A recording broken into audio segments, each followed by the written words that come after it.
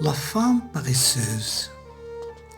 Jadis vivait une femme si paresseuse qu'un jour elle en mourut.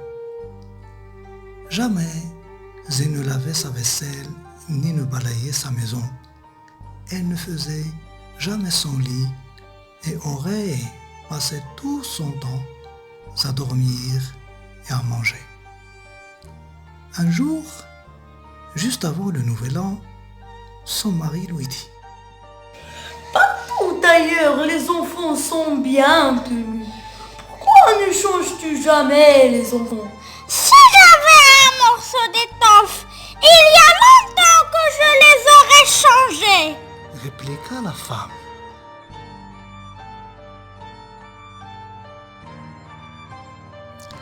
L'homme ne dit pas un mot, alla à la ville et y acheta une pièce de toile. La femme prit l'étoffe et enveloppa ses 3 enfants en un seul paquet. L'homme voulut les mettre debout, mais ils tombèrent tous les 3 sur le sol. bonheur. Tu te prends vraiment bien avec les enfants. Grogna la femme. Tu ne vois donc pas qu'il faut les rouler. Le mari ravala sa colère et s'en alla. Lorsqu'il revint à la maison, il dit: Les autres femmes tricotent des chaussettes pour leur mari. Mais toi, tu ne m'en fais jamais.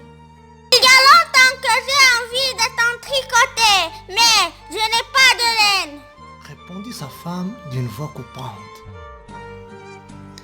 L'homme se leva, sortit et s'en alla jusqu'à la ville.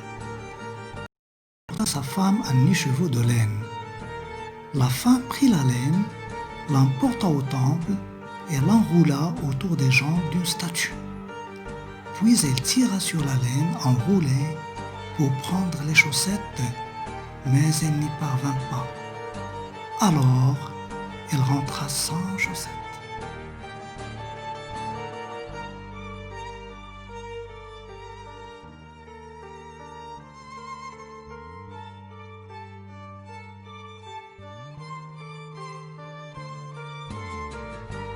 Oh, mes chaussettes! Demanda le mari. La statue les a gardées, elle ne veut pas les retirer, Répondit la femme.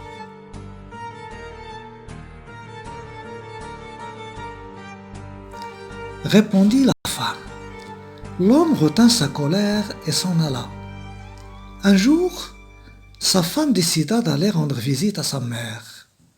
Le chemin était long. Aussi son mari lui fit-il cuire un gros gâteau qu'il lui suspendit autour du cou pour qu'elle n'ait pas faim en route.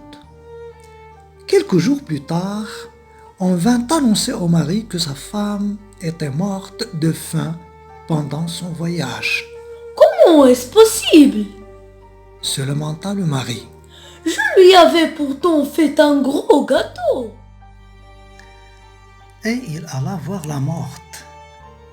Alors, il s'aperçut qu'elle n'avait pas mangé tout le gâteau, mais seulement la partie la plus proche de sa bouche.